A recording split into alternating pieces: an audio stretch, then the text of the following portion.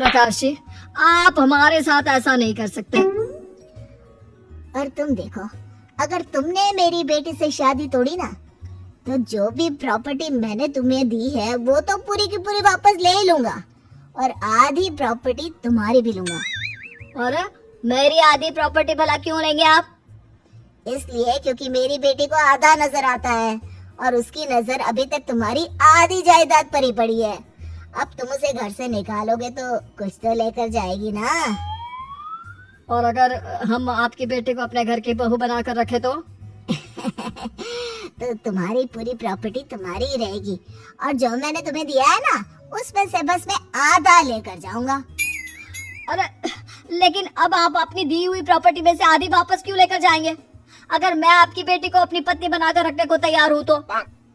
इसलिए ताकि भविष्य में अगर तुम मेरी बेटी को धोखा दो तो उसके पास कुछ तो रहे जो पति का हो। वैसे मेरे पास तो बहुत कुछ है, लेकिन अपने पति की कोई निशानी तो उसके पास होनी चाहिए ना। अब अगर तुमने मेरी बेटी को कहानी कहा तो तुम्हें प्रॉपर्टी भी कहानी ही मिलेगी, पूरी नहीं। जमाए राजा। किशोरी लाल और राघव समझ चुके थे कि वो बुरी तरह फंस चुके हैं और अब उनके पास वहाँ से निकलने का कोई चारा नहीं है। अब समझ में आया ना, लालच बुरी बला होती है। एक तो तुम्हें प्रॉपर्टी मिली, ऊपर से बीवी मिली, उसमें तुम्हें नखरे भी दिखाने हैं। आए बड़े, चुपचाप बैठो तुम। कुछ दिनों के बाद नैना राघव की कार लेकर बाजार घूमने निकलती है और जब कार लेकर वापस आती है, ये क्या? एक तरफ से मेरी गाड़ी पूरी खराब हो चुकी है। लगता है तुमने मेरी गाड़ी को किसी दूसरी गाड़ी के साथ एक्सीडेंट किया है।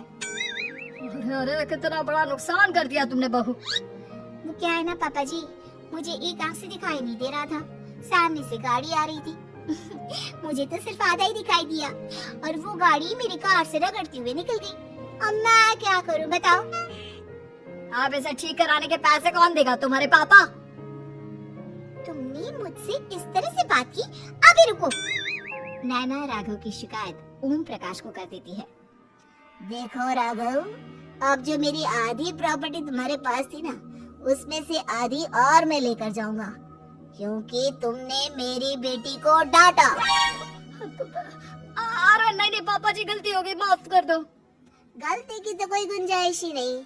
अगली बार मेरी बेटी को डांटा तो बची हुई आधी में से आधी और ले जाऊंगा। लालच के चक्कर में हम दोनों ने बहुत बड़ी गलती कर दी बेटा। एक तो तुम्हें कानी बहू मिली और ऊपर से जो माल मिला वो भी काना। इस तरह राघव की हर एक गलती पर ओम प्रकाश उसकी प्रॉपर्टी का आधा आधा हिस्सा लेकर अपना सारा माल वापस ले गया और राघव को कानी बीवी से काम चलाना पड़ा। भाई लालच वाकई में बुरी बला है।